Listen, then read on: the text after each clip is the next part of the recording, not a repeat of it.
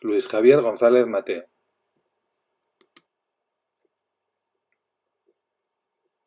Pharmacy Spain. O Spain.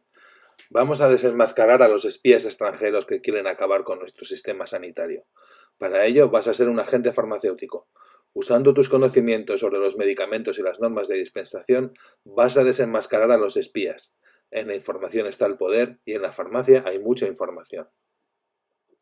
Pharmacy Spain. Gure osasun sistemarekin amaitu nahi duten espioi atzerritarrei mozorroak kenduko diegu. Horretarako, agente farmazeutiko bat izango zara, sendagaiei eta banaketa arauei buruzko zure ezagutzak erabiliz, espioiei mozorroak kenduko diegu. Informazioa boterea dago, eta farmazian informazio asko dago.